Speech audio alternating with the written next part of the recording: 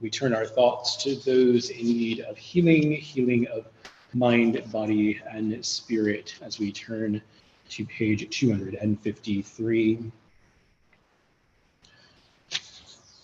We think of Alex Botkin, Murray Reinwald, David Shmuel Ben Sarariba, Harav Rachel Bat Shmuel U Fruma, Aharon Ben Sarah, Marty Haken, Erica Lawson, Neil Linder, Jonah Hart, Dana Green, Leonard Browdy, Dale Craghead, Aaron Berezowski, Ira Berezowski, Vivian Pickhart, Jerry Ann Morgan, Rose D, Ned S, Stanley W, Ann B, Chana, Mel Kaufhold, Jill Fullen, Beth Ann Rush, Lee Gutkind, Nirmatia Shulamit Bat Miriam Uvaruch, Ruth Stock Zober, Olivia Hibble, Lynn Fields, Paul Marty, Tony Linder, Ruth Stock Zober, Amber Terza, Dan Terza, Nancy Lardo, Anthony Lardo, Susan Tabor,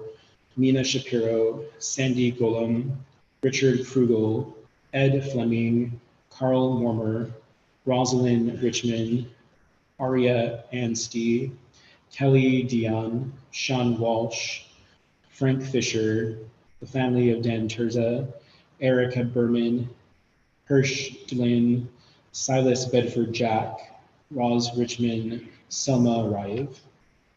If you are thinking of anyone tonight to include for this blessing, feel free to share their name as I face in your direction.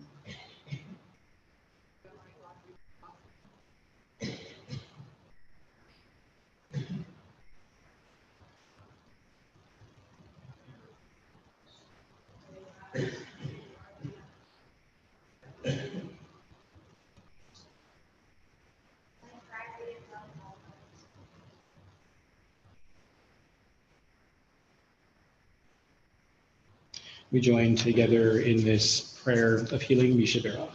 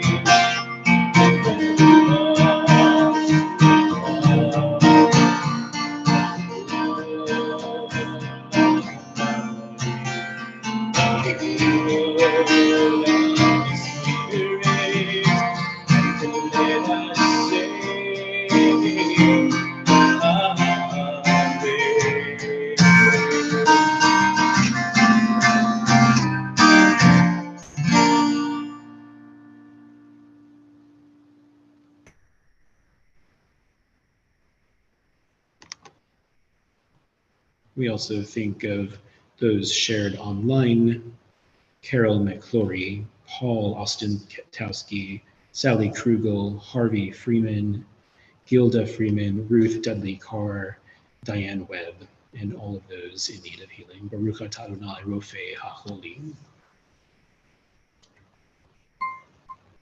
We take this moment now to share those happy things that are happening in our lives, things that we are thankful for. As I come around, be glad to hear what has been happening and going on in your life this week and this month. I'll get to this side in a moment.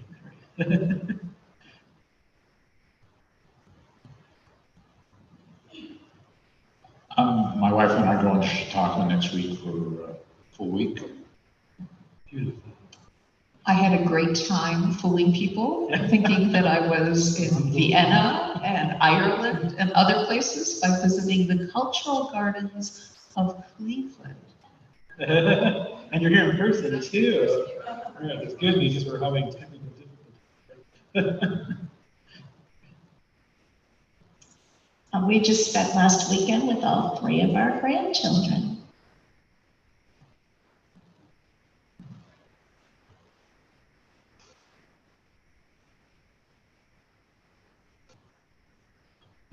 I just came back from camp and I had a good time. Yay. And I missed camp. So. Welcome back. And I know you were wearing those shoes there. Yes. She's on a test run for about mitzvah. Check her shoes out later.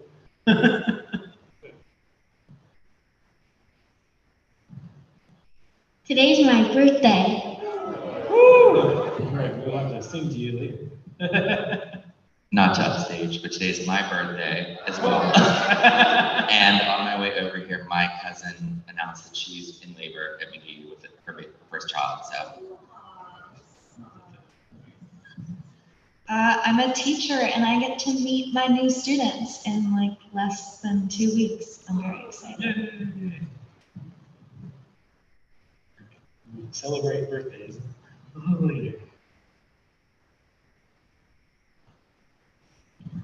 I finally get to take my wife to Erie on a mini vacation this weekend. Wonderful time.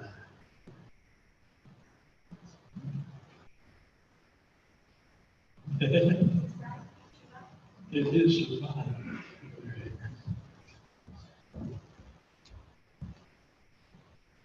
Anything happy happening online? Oh, they're happy to be able to hear. All right. It was distracting me a little bit as I was like earlier, saw it going on and off, and we were in the middle of the service, and then all of a sudden it said like meeting signed out. Interesting trying to sing and play the guitar and then like go over there at the same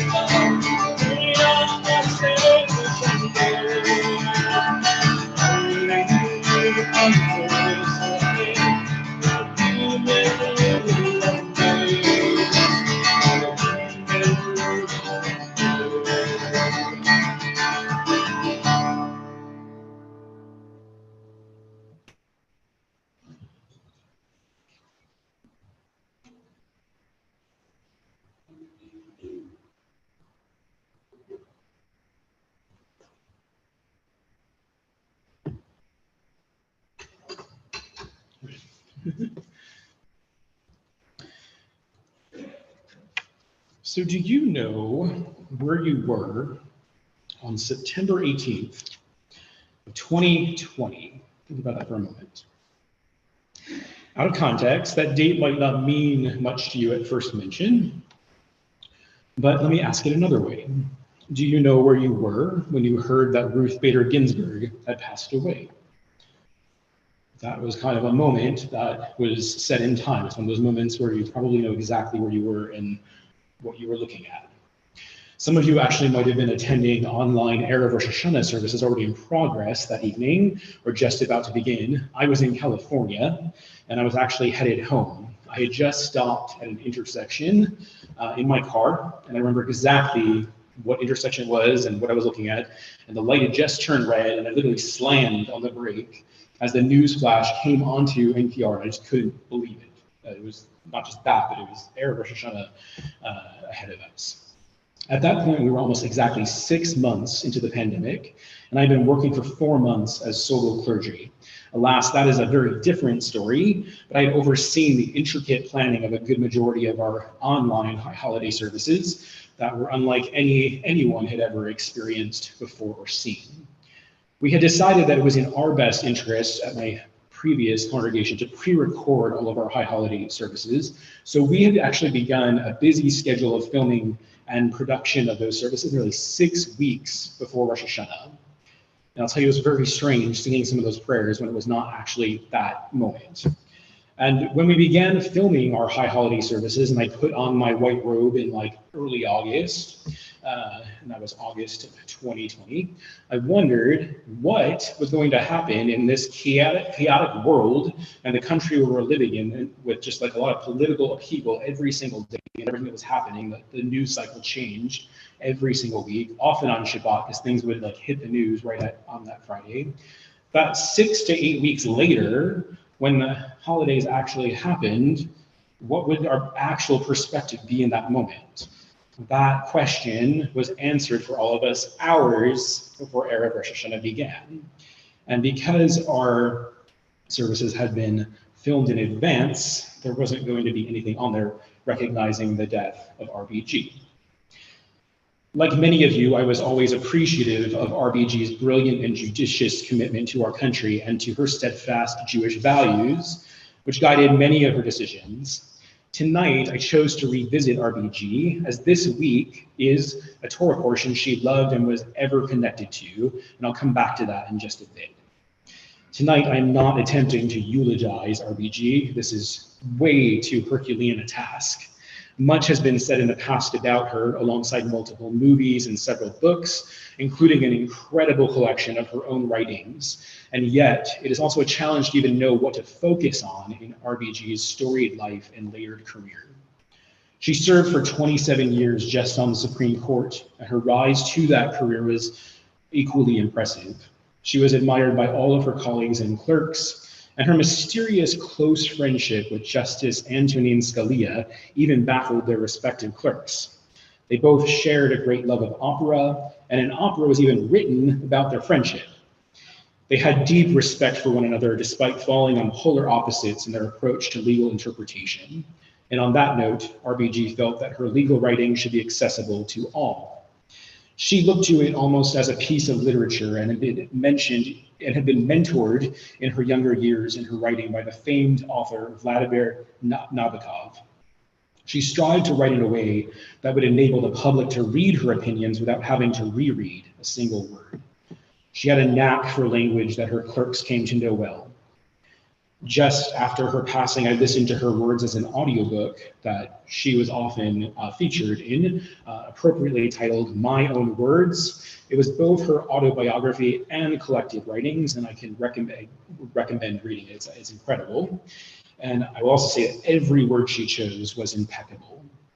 One of her favorite terms that she mentions was pathmaker, a term that was a loose translation of a Dutch word she had once learned. RBG was undoubtedly a pathmaker at everything that she did. RBG also knew that the process of writing her legal opinions would open her to questioning herself on every aspect of her belief and position on a case. What could be more Jewish than that? It would truly test that position, and there are even times when a justice decides in entering into this process that the opinion can no longer write itself. Equally, she knew that her fellow associates would sometimes read her brief and come to her to express that they were considering changing their position if certain changes were made to the opinion overall. She always would welcome these changes, wishing to be open and welcoming to her associate, even if knowing that this would alter what she initially wrote.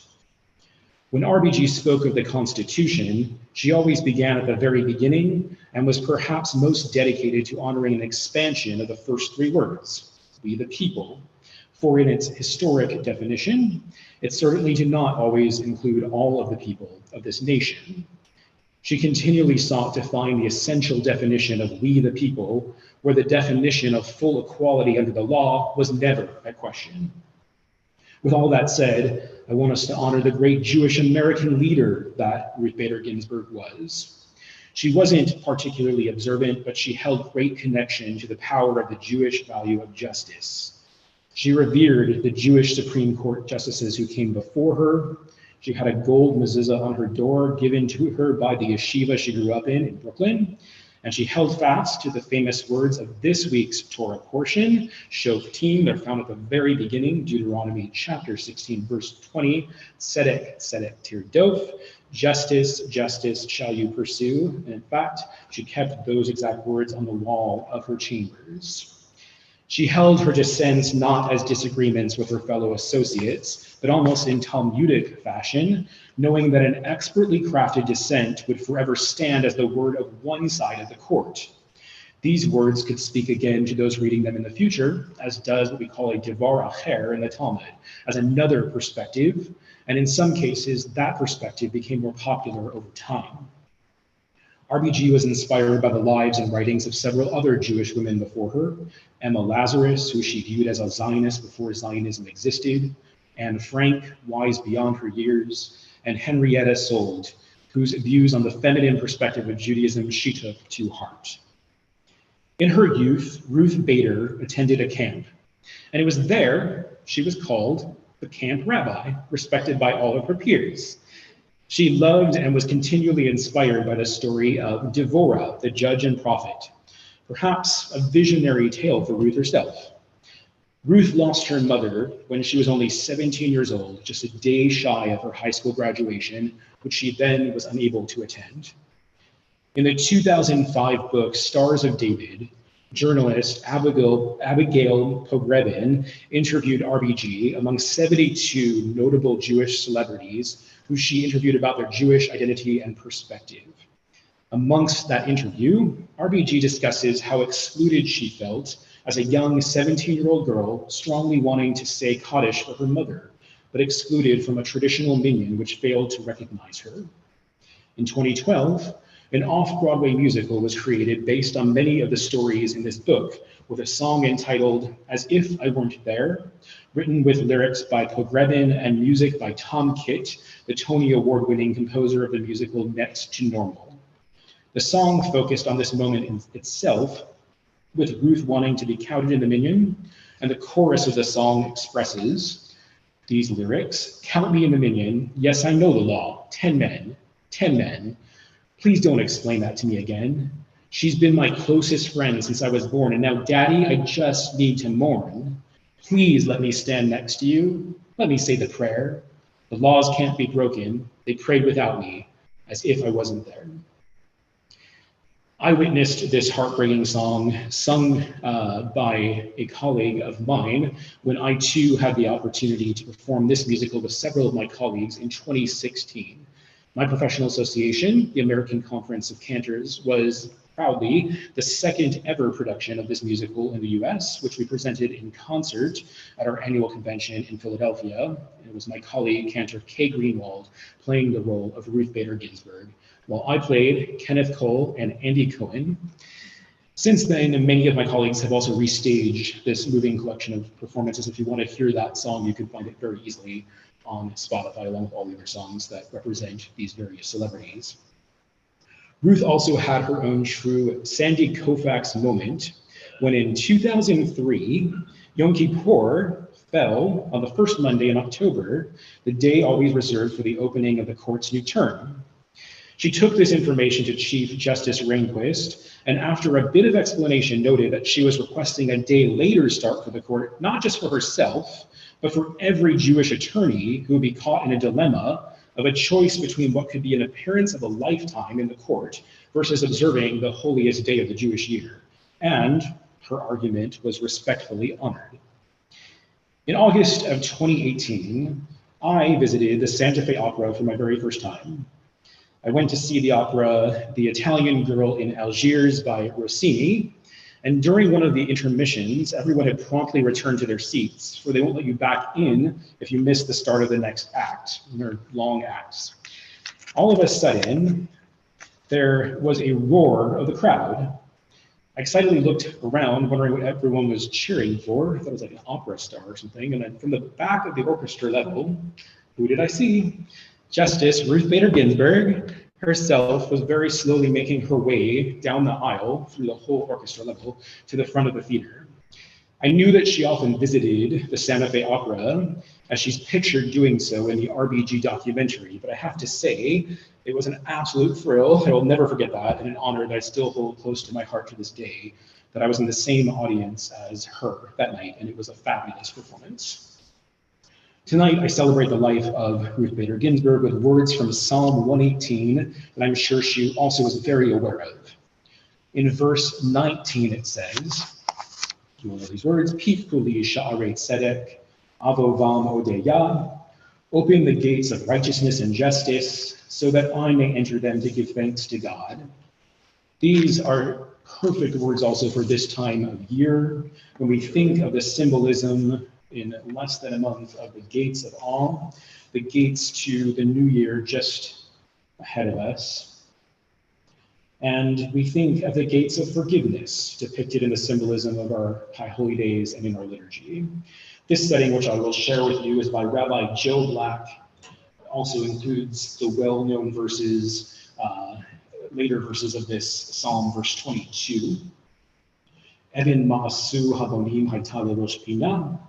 The stone that the builders rejected has become the chief cornerstone.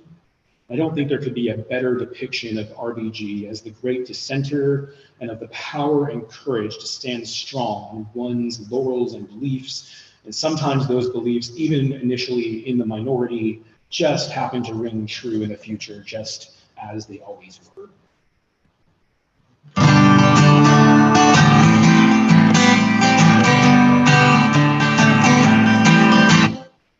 Open the gates to justice. Open the gates for me. Open the gates of righteousness. People believe. Open the gates of freedom. Tell me what are we waiting for? People believe. Shabbat said that God won't bomb. Oh, they are. People believe. Shabbat said that.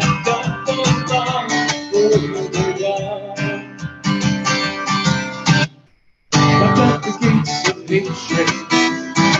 Throw away the king. Open the gates of justice. Open the gates of tomorrow. Yes, travel in the survival. Shabbat said that God goes on. Oh, they are. Shabbat said that God goes on. Oh, they are.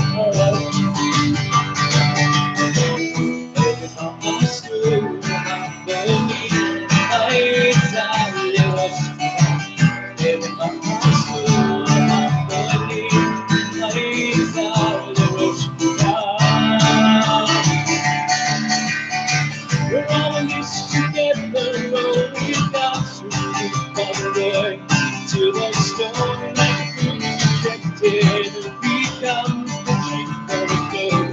To the stone that rejected becomes the chief cornerstone. Open the gates of justice. Open the gates for me. Open the gates of righteousness.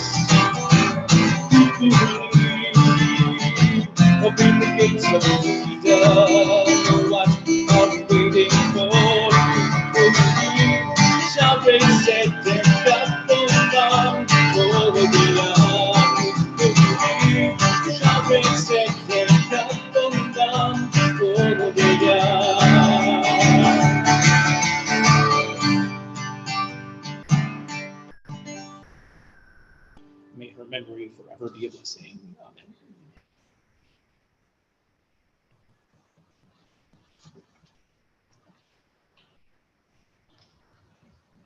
Amen. Right.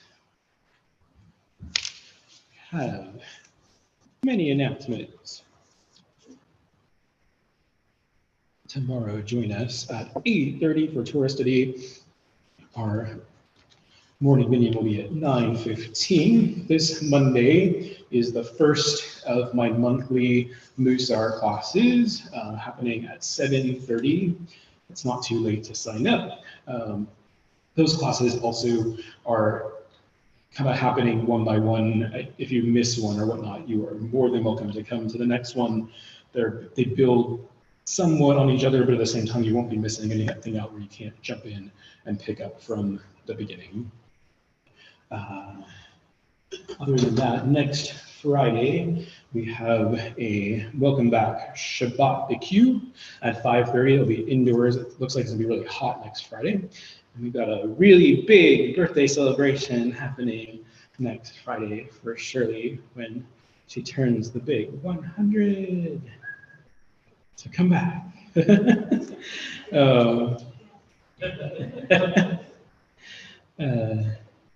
You'll see everything else on your sheet that you picked up with information about things coming up in the beginning of September for High Holiday. Slichot is on September 2nd on that Saturday night with a very interesting panel that will be on transgender rights and transgender issues.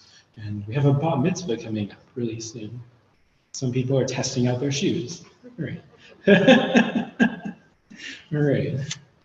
And now we will return to our service.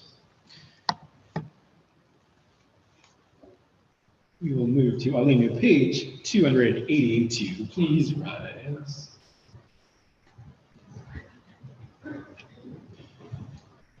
עלינו לשבח לאדון הכל, הציווה ליוצא בראשית, שלא עשנו גילויי הרצות, ולא שמנו כמשפחות אדמה, שלא שם חלקנו טהר, וגורלנו ככל העולם. ואנחנו קוראים ומשתחווים ומודים לפני מלך מלכי המלכים הקדוש ברוך הוא. ונאמר והיה אדוני למלך על כל הארץ. ביום ההוא יהיה אדוני אחד. ושמו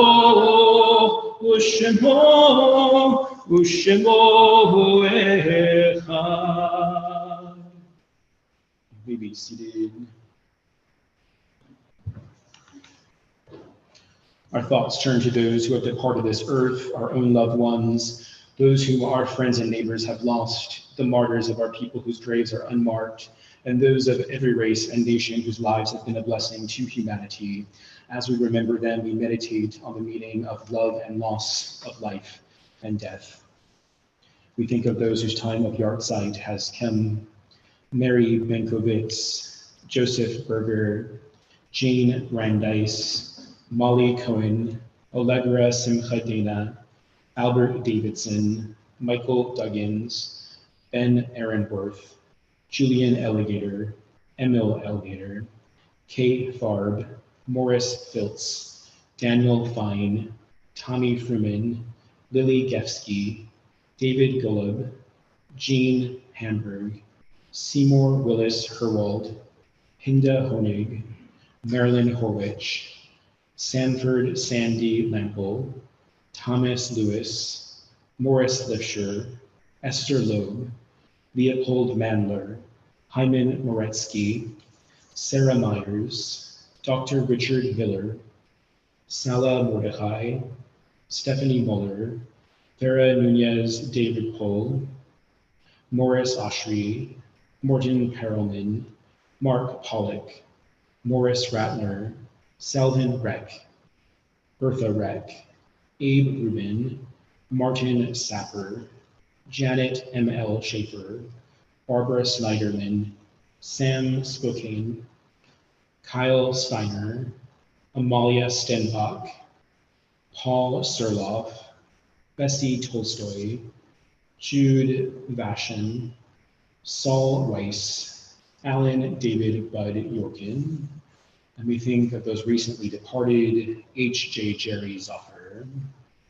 If there's anyone you were remembering tonight for Kaddish Yatom who I've not yet mentioned, please feel free to rise and share their name at this time.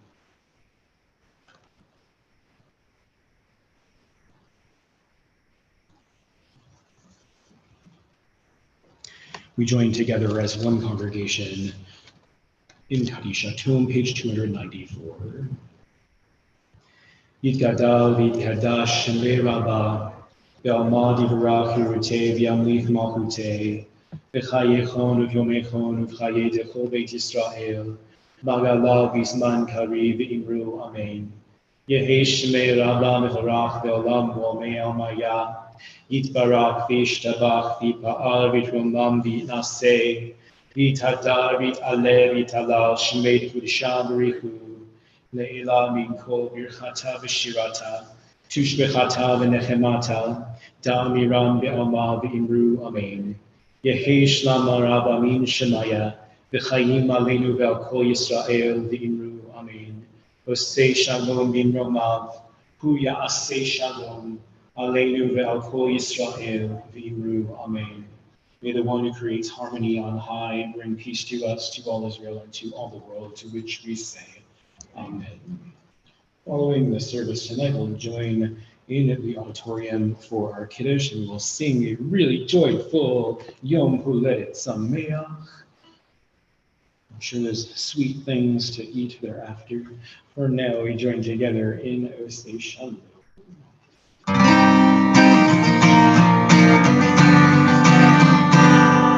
Osei